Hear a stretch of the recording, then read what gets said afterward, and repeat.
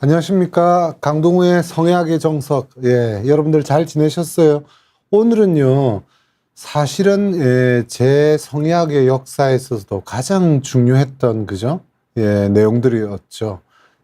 미국에서부터 제가 연수할 때부터 한국의 섹스리스에 대해서 아주 관심을 많이 가져왔고, 또 한국의 섹스리스라는 개념 자체를, 저를 통해서 이제 한국에 전파된 거 아닙니까? 그죠?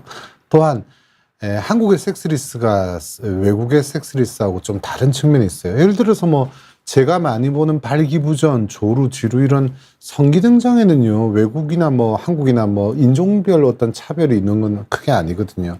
근데 여러분들이 오늘 들으시고 또 이전에 저한테 들은 내용에서도 나오지만 이 섹스리스는 한국에 있어서 특히 다른 나라와 좀 다른 측면이 있습니다. 그래서 오늘 섹스리스 편을 준비했고요. 기본적으로 여러분들 섹스리스, 그런 말 그대로 섹스를 하지 않는다는 거잖아요. 섹스리스니까, 그죠? 그래서 정의가 뭐냐 하면 월 1회 부부나 커플 같은 경우에 이제 결혼한 커플이죠, 그죠? 또는 이제 사실혼 관계인 동거 정도 되는, 물론 연애 때는 그러지 못할 수 있어요. 지금 연애 정도, 커플이라는 개념이 연애 정도는 아니고요. 주로 사실혼 관계에 있는, 또는 직접적인 결혼을 했든 아무튼 그런 사실혼 이상의 관계에 있는 그런 커플들에서 월 1회 이하, 그럼 연으로 따지면 대충 12회 정도 되잖아요. 그죠? 그래서 연 10회 미만 이렇게 될 때 이런 형태를 섹스리스라고 부릅니다. 자, 아까 제가 뭐라고 설명드렸냐면 다른 성에 대한 내용에 비해서 섹스리스만큼은 한국이 외국과 많이 다르다 이렇게 말씀드렸잖아요. 그죠? 그래서 전반적으로 미국의 섹스리스가 물론 1992년 데이터입니다만 20% 정도, 그죠? 해빙 섹스 10회 미만 1년 단위를 기준으로 할 때. 근데요, 한국과 유사한 경향을 갖고 있는 나라가 일본이긴 해요. 물론 일본이 35%다. 물론 이게 연구에 따라서 좀 다른데 조사에 따라 보면 30%에서 한 40% 정도 나오고 많이 잡으면 한 45% 정도 나오죠. 사실은 제가 한국에서도 2012년도죠, 그죠? 그때 EBS를 통해서, 그리고 2016년도에 킨제이 보고서라고 해서 또 제가 그 라이나 생명의 후원을 받아서 이 킨제이 성 보고서 한국판을 만들 때 제일 많이 신경 썼던 내용이 이 섹스리스예요. 그래서 그때도 그죠, 1090명 상당히 대규모 조사를 했었고요. 이때 나온 내용도 역시 비슷한 일면을 갖고 있습니다.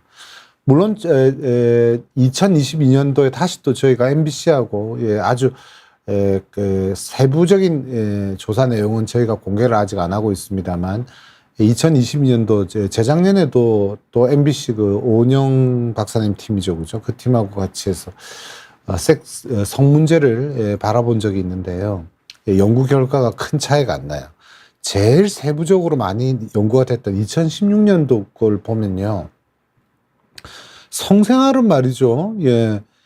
2012년도에 제가 EBS하고 했다고 그랬잖아요. 그때도 91.4%가 성생활이 삶과 인간관계에 영향을 미친다. 전체 성인에 있어서 93.9%, 91.4%보다 더 올라갔죠. 그죠? 성생활이 이 삶과 인간관계에 굉장히 중요한 행복 지수다. 이렇게 얘기들은 한국 분들이 굉장히 많이 해요. 이건 또 외국 데이터에 비해서 조금 더 강하게 생각하고 있는 겁니다. 그런데 실제 성생활 빈도는 그죠? 월 1회 이하 20%, 성생활 아예 안 한다가 18%. 그래서 합치면 38%. 이 정도가 맞아요. 35%에서 한 40% 사이를 나오고요. 그게 섹스리스가 되겠죠. 그죠? 마찬가지로 이때는 또 저희가 중년 이상의 내용들이 좀 연구 타겟이었는데, 그때 중년 이상에서 보면 25.5%월 1회 이하, 성생활을 아예 안 한다 18.4%, 합치면 거의 43%, 44%에 육박하거든요. 굉장히 높은 수치죠.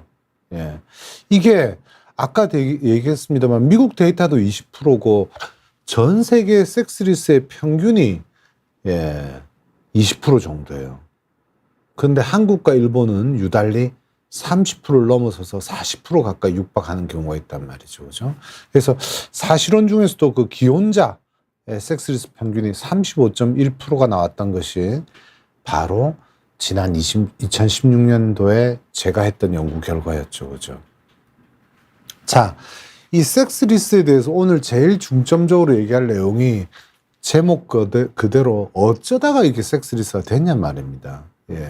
어쩌다가. 물론 문화적으로는 이런 성적인 내용을 제가 먼저 넣어놨고요. 그 다음 문화적인 내용들, 이런 성이 아닌 부분에서 애초에 생겼던 문제들이 굉장히 영향을 많이 주기도 합니다만 우선 순서대로 조금 들여다볼게요.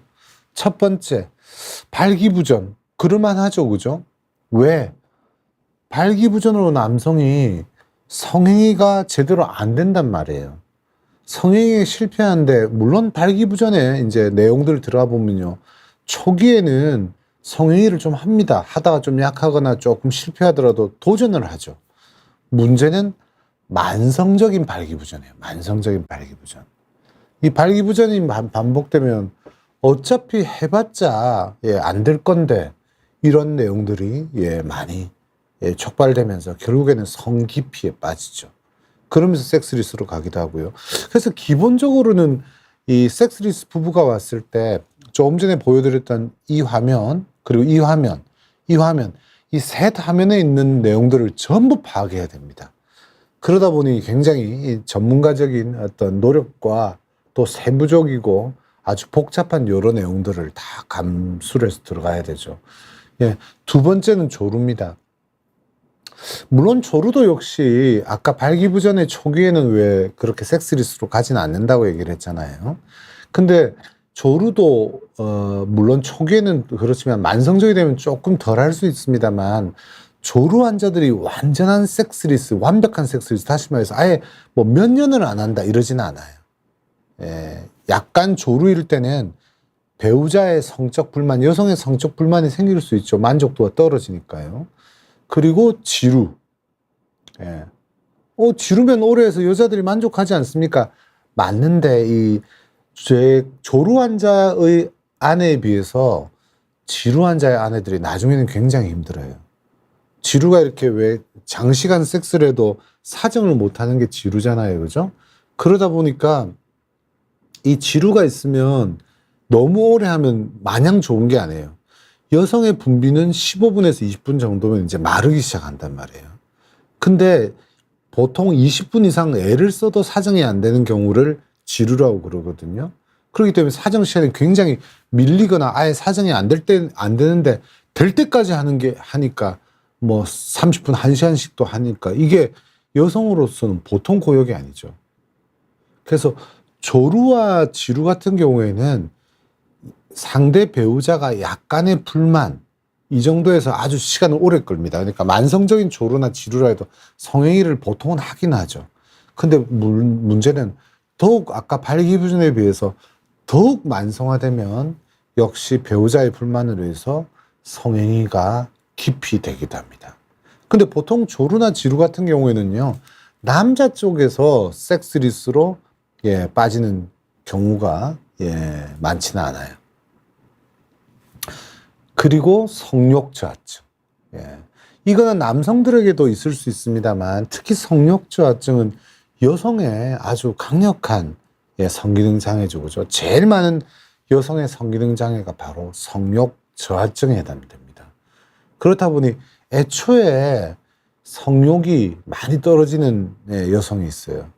이럴 경우에 초반부터 성행위를 깊이 하다가 물론 이제 신혼 때나 그 출산, 임신을 위해서는 어느 정도 성행위를 참고 하는 편이에요. 여성들 같은 경우에. 특히나 제가 강조했던 바 출산은 부부가 섹스리스로 가는 성트러블이 생기는 굉장히 중요한 이슈가 되거든요. 이런 여성들이 성욕 저하증 있는 여성들이 이제 아기까지 낳고 나면 마치 이제 본인의 역할을 다 했다고 생각을 하죠. 그러면서 성행위를 안 하기도 하고요. 불감증, 불감증이죠, 그죠? 실제로 성행위를 해도 남성의 지루에 해당되는 거나 마찬가지인데 오르가즘, 클라이막스를 여성들이 못 느껴요. 그러다 보니 성행위의 재미가 점점 없어지는 거죠. 그래서 이런 불감증 여성들도 만성적으로 갈 경우에 섹스리스로 빠지기도 하고요. 대표적으로 왜 초반에는 지금 성기능 장애 쭉 얘기하다 보면 초반부터 섹스리스는 잘 없다 이렇게 얘기를 했잖아요. 그죠? 근데 상대적으로 초반부터 섹스리스로 가는 성기능 장애가 뭐냐 하면 여성의 질경련입니다. 여러분들 질경련 들어보신 적 있죠? 그죠? 성행위, 삽입에 대한 공포 때문에 너무 무서워서 몸이 움츠러드는 병. 그래서 질근육도 보통은 질경직이란 말이 더 옳죠. 그죠? 질근육도 경직되어 있기 때문에 이 남성이 아무리 애를 써도 삽입이 안 되는 병이죠. 예. 그러다 보니 애초에 정확한 얘기를 하면 섹스라는 거는 삽입이 필요한 남성의 성기가 여성의 몸으로 들어가는 거잖아요. 그 자체가 실패예요. 그 처음부터 섹스는 시도했지만 안 되기도 하고 몇 번 시도해도 계속 반복해서 거부하니까 여성들도 피하기도 하지만 남성들도 지쳐버리죠. 그래서 질경련은 대표적으로 질병이 치료되지 않는 이상 초기부터 섹스리스로 가는 경우가 꽤 많아요. 이런 이제 경향의 차이가 있다는 것도 전문적인 치료를 할 때는 조금 알고서 이제 파악을 할 필요가 있고요. 문제는 이제 질경련 같은 경우에 대표적으로 남성이 아까 먼저 피하지는 않는다고 했잖아요. 그죠? 여성이 워낙 피하니까 남성들도 성행위를 시도하는데 여성이 뭐 비명 지르고 밀어내고 난리법석을 피우니까 이 남성들도 2차적인 거예요. 2차적으로 발기부전에 빠지기도 하죠. 질문들을 올려주시면요. 제가 방송 후반부에 답변을 드리도록 하겠습니다. 그래서 질경련으로 갈 경우에 결국에는 여성들도 피하지만 남성들도 2차적으로 나는 이 여자하고 안 맞나 보다 이런 경우로 가면서 결국에는 발기 반응도 흐트러지고 그런 상황에서 이제 둘이 서로 섹스를 피하게 되는 그런 경우가 생기는 게 양쪽 문제까지 생기는 게 질경련이기도 합니다. 비슷한 얘기로 성교통이죠. 그죠? 질경련하고 성교통은 성교통증을 크게 보면 그 성교통 안에 질경련도 들어갑니다만 질경련이 없는 성교통을 보통 성교통이라고 흔히들 말하거든요. 제일 흔한 형태가 거의 성교통의 45% 이상을 차지하는 전정염, 질 입구의 조직들이 호르몬의 불균형 등으로 해서 굉장히 취약해요. 그러다 보니 마치 면도칼로 도리는 것처럼 아프다 이런 표현을 쓰죠. 그 외 뭐 다른 문제에서도 성교통이 올 수는 있습니다만 대표적인 이 전정염을 치료를 잘 못하는 경우가 한국에서 많고요. 엉뚱하게도 전정 부위를 도려내버리기도 하는데 도려낼 문제가 아니라 그 조직 자체의 만성적인 염증을 바꿔내야죠. 아무튼 이렇게 아프니까 점점 성행위를 피한단 말이에요. 그래서 환자분들이 오게 될 경우에 이런 성행위를 하려면 성기능이 좋아야 될 거 아닙니까? 그죠? 그래서 이런 성기능이 특히 문제가 없는지를 우선적으로 파악을 해서 그런 문제가 있다면 성기능을 고쳐야 되는 게 분명하게 맞죠. 자, 두 번째는 성기능 장애라고 하긴 그렇고요. 다만 성 문제가 개입되는 경우입니다. 그러니까 성 문제가 개입되나. 아까 첫 번째 보여드렸던 거는 성기능 장애가 무슨 내용에 있어서 있는 경우고요. 지금 보여드린 이번 페이지는 성 문제가 있기는 있어서 그렇다는 얘기예요. 그 첫 번째가 역시 성적 저하. 그러니까 뭔가 성적으로 소극적인 거죠, 그죠? 아까 아파서 피하는 거하고 좀 달라요. 애초에 성적 억제, 굉장히 보수적인 가정에서 자란. 그래서 성을 어떻게 생각하냐면요. 출산하지 않는, 임신 출산 이외의 성인은 굉장히 나쁜 것처럼 생각하는 거예요. 이제 성인이 돼서 우리가 어릴 때는 왜 성이라는 게 꼭 나쁜 짓처럼 되어 있습니다만 이제 성인이 되면 얼마든지 허락받은 성을 할 수 있거든요. 사랑하는 사람과의 어떤 서로 간의 애정 표현이죠. 그런 식으로 생각 못하고 뭔가 나쁜 짓, 또 굉장히 사회성이 떨어지는 경우, 그럴 경우에 본인만의 고립된 세상을 사는 사람도 있어요. 내성적인 이런 측면들이 굉장히 강한 부분이죠, 그죠? 그런 경우에 도덕성에 문제가 있거나 또는 종교적인 이슈로 인해서 성적인 억제가 있거나, 어릴 때부터 엄마를 통해서 남자는 나쁜 놈, 그리고 또 성행위라는 거는 굉장히 위험한 짓, 더러운 짓, 이런 식의 내용을 봤다든지, 또는 성적 억제 중에서는 여러분들 알고 계시는지 모르겠어요. 그 프라이멀 씬이죠. 이게 뭐냐면 원초적 장면. 어릴 때 부모의 성행위를 목격하게 된 경우에 이 아이들은 어떻게 생각하냐면 아빠가 엄마를 괴롭히는 마치 바이올런스, 폭력성처럼 생각하는 경향이 있어요. 그런 자기만의 마음속에 어떤 무의식이 싹 트면서 성적 억제가 있는 분도 있습니다. 그 다음 두 번째는 이제 성적 저하, 성 자체의 어떤 내용의 기능상의 문제가 아니고요. 성적인 관념이 굉장히 억제되어 있는 형태의 극단적인 것이 바로 무성애. 무성애도 이제 한국에 제가 그 개념을 가져왔죠. 그죠? 그래서 무성애 같은 경우에 많은 분들이 한때 한 10년 전인가요? 그 무성애가 굉장히 유행했던 적이 있어요. 사실은 무성애가 아니고 앞 페이지에는 성욕저하증이나 뭐 이런 건데, 그 성욕과 관련해서 말이죠. 아예 남성이든 여성이든, 우리가 뭐 같은 동성에 대한 관심이건 이성에 대한 관심, 이런 게 있어야 되는데, 에로틱한 측면에서 성적 지향성이 거의 무너져 있다는 얘기죠. 역시 무성애도 굉장히 사회성이 결렬된 경우도 꽤 있습니다. 물론 아까 좀 전에 얘기했던 대로 한국에서 한참 유행하던 그 무성애라는 개념은요, 어떤 경우에 뭐 연예인도 그런 얘기를 했습니다만, 자기가 과거에 하던 성애를 아니까 나는 무성애자다 이렇게 핑계를 대는 경우가 있습니다만, 그런 경우는 좀 다르고요.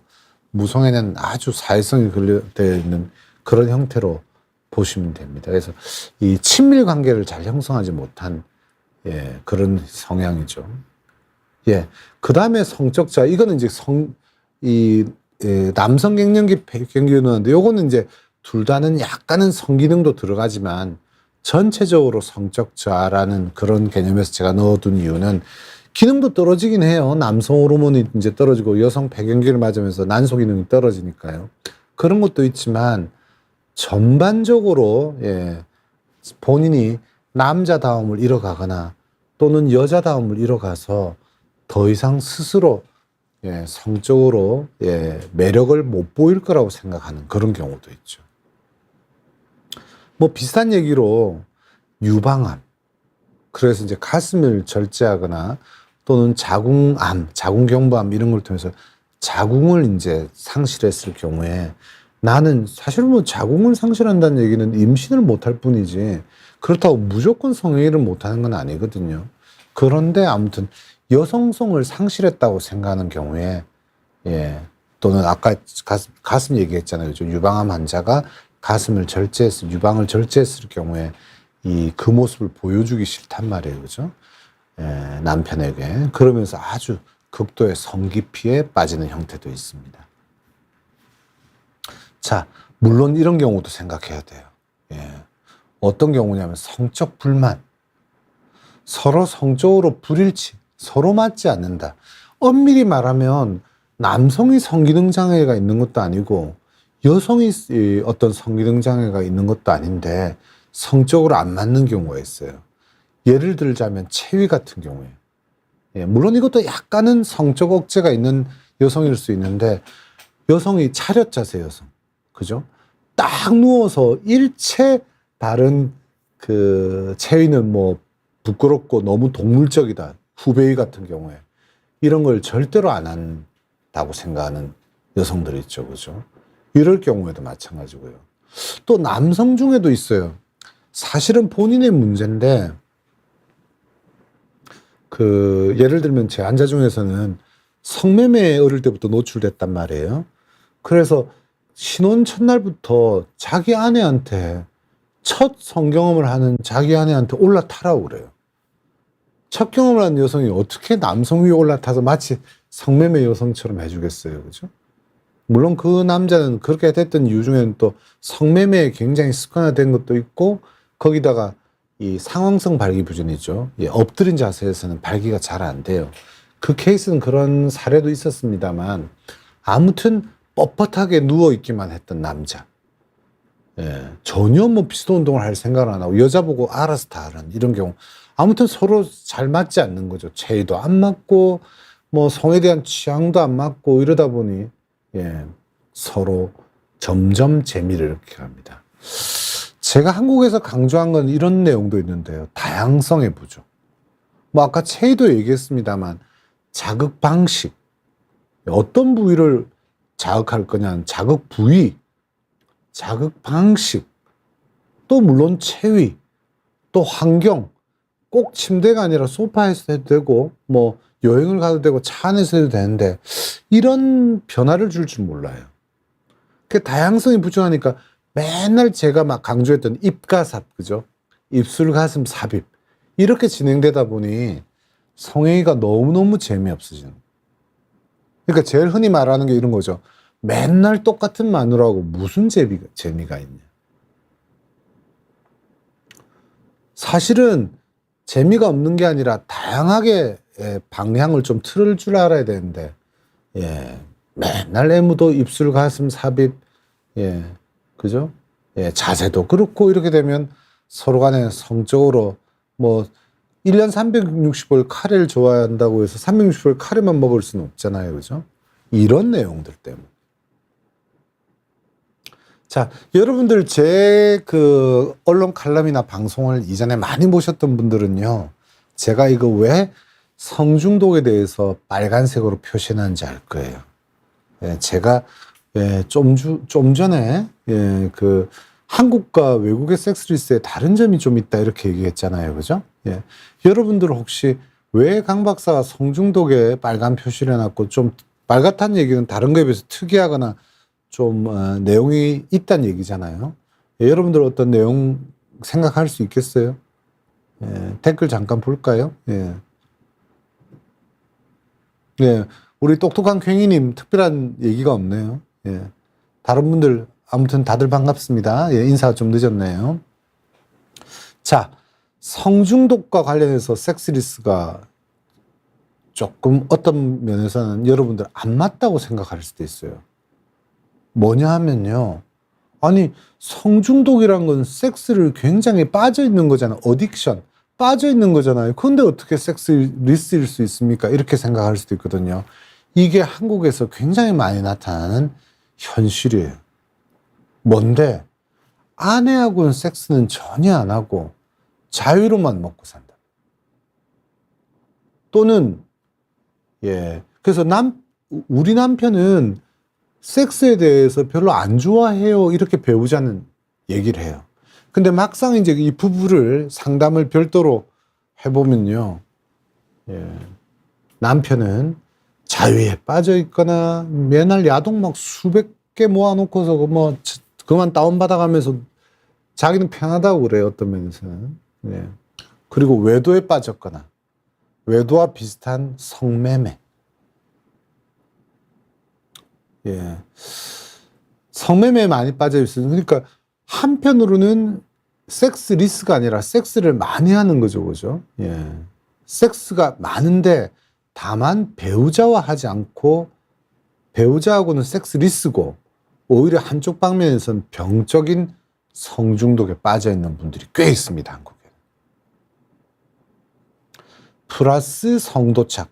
성도착은 성중독의 한 가지잖아요. 그죠? 한 종류인데, 역시, 예, 아내와의 일반적인, 남편과의 일반적인 스킨십과 그 다음에 피스톤 운동을 통한 섹스 쪽으로는 빠지지 않고요.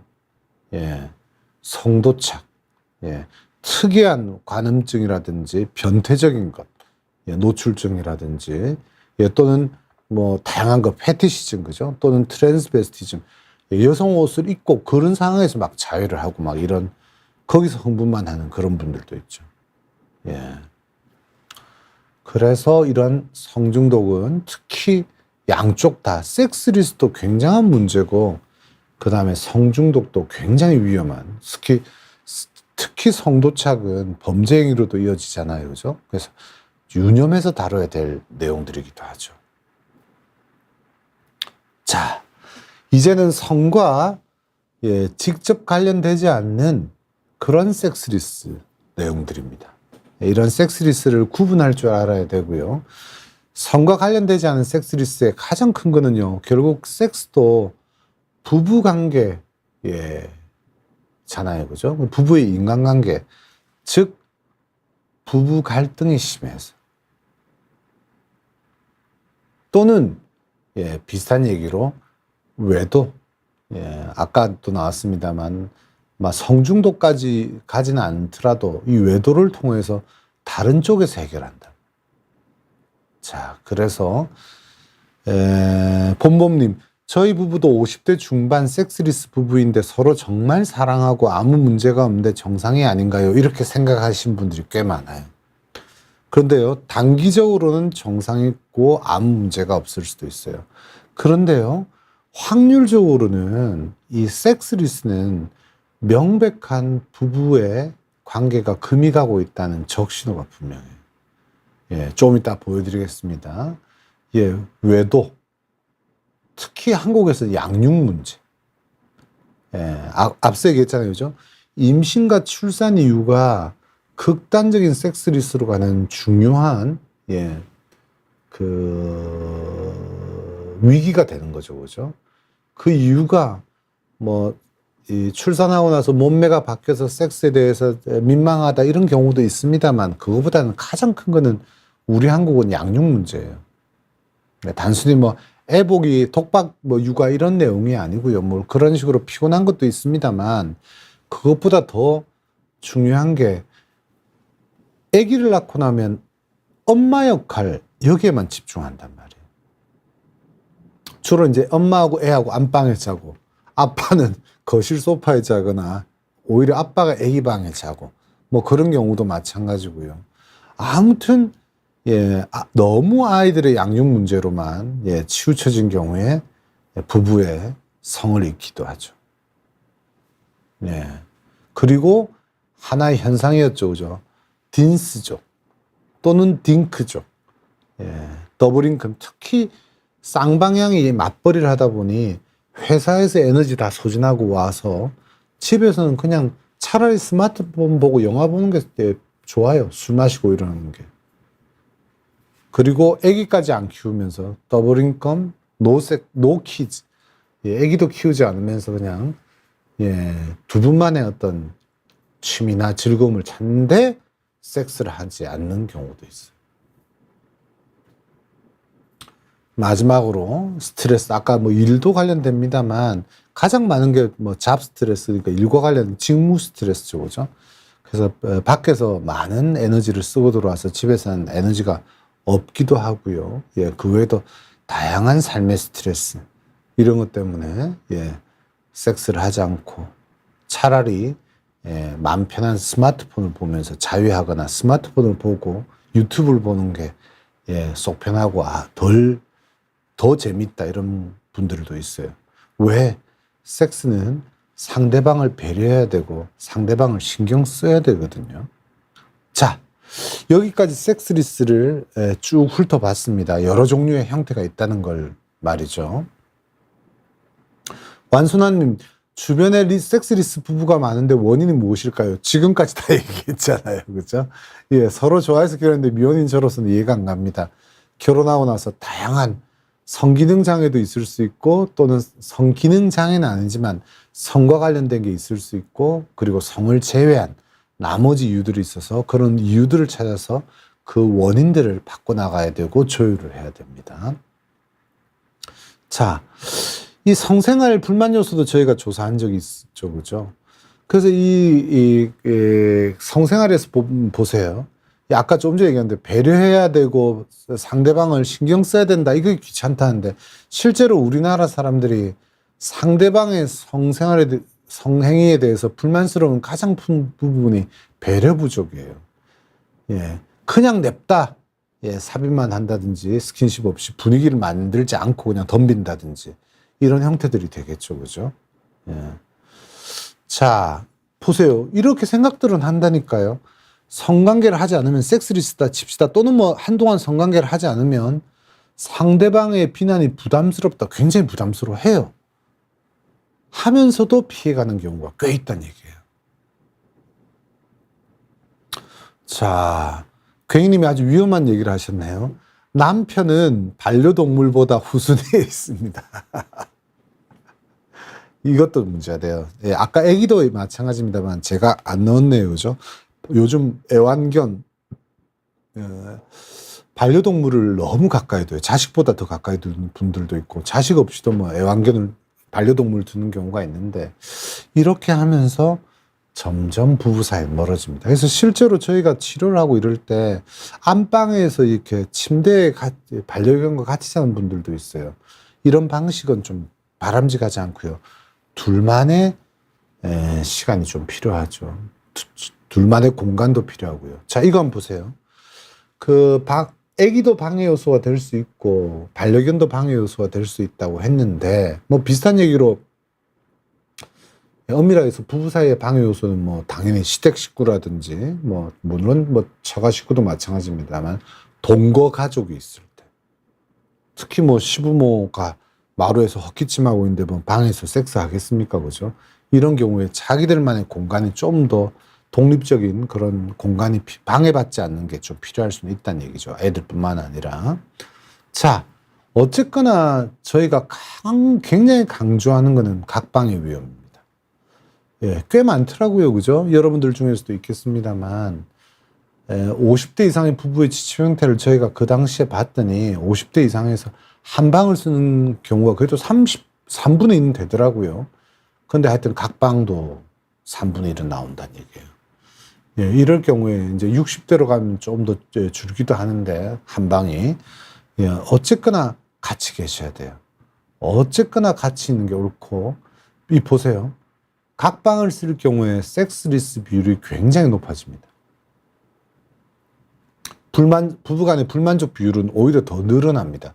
단순히 뭐 코를 안 고니까 코 고는 소리 안 들어도 편하다 이렇게 얘기들을 합니다만, 실제로 장기적으로 보면 부부 불만족은 떨어져 있을수록 더 심해져요.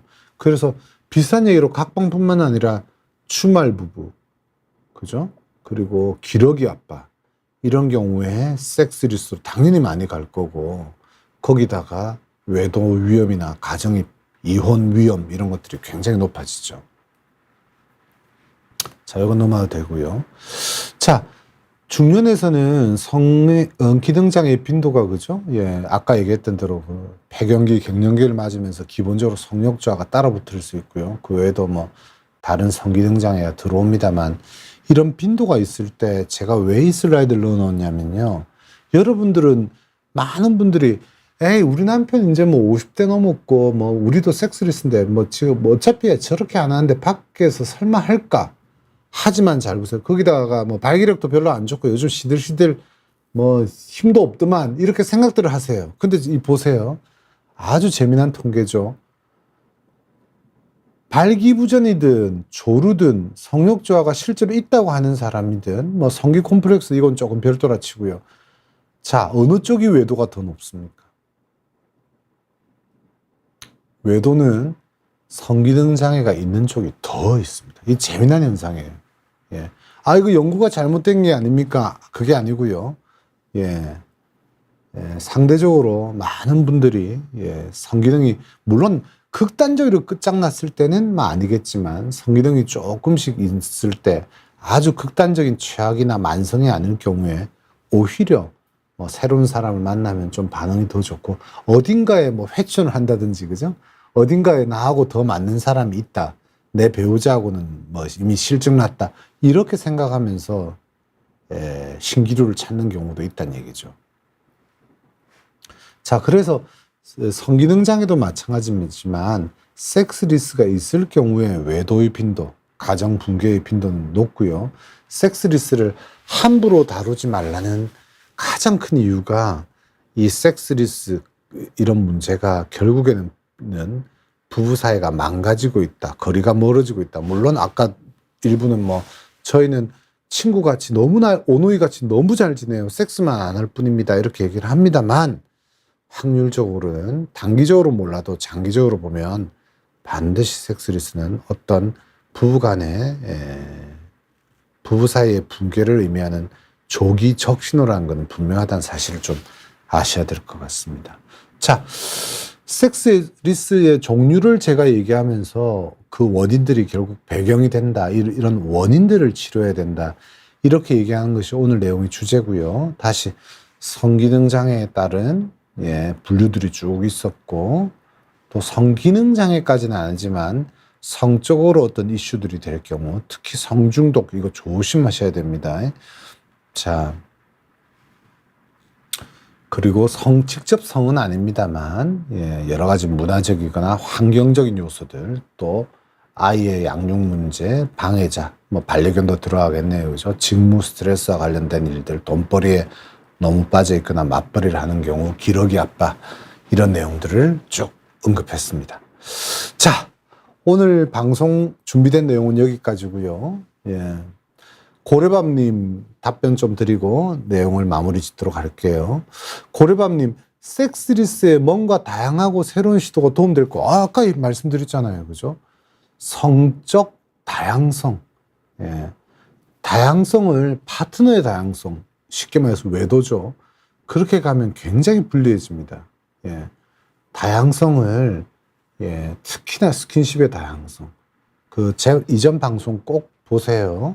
보시면 얼마나 많은 다양성이 있는지 설명을 해드릴 거예요. 그래서 다양한 특히 체위도 있고 이런 것도 있습니다만 환경적인 변화도 있습니다만 또 야한 속옷 사 입고 이런 얘기들 합니다만 그게 핵심이 아니고 제일 중요한 변화는 애무, 스킨십에서 나와야 돼요. 굉장히 많은 자극 방식이라든지 그 부위, 자극 순서 이런 걸 잘 엮어가면서 여러 가지 조합을 만들다 보면 매번의 성형이가 굉장히 다양하게 되는 거죠.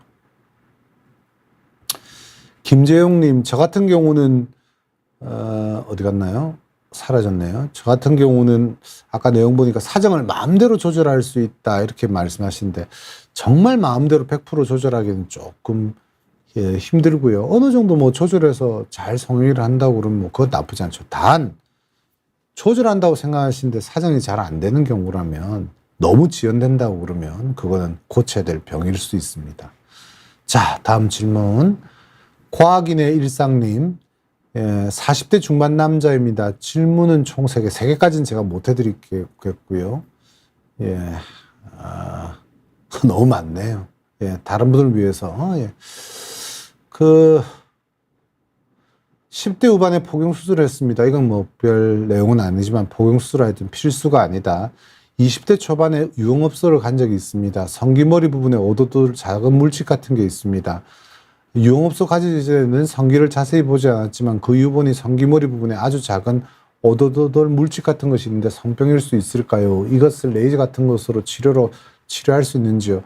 이거는 실제로 소견을 좀 봐야 돼요.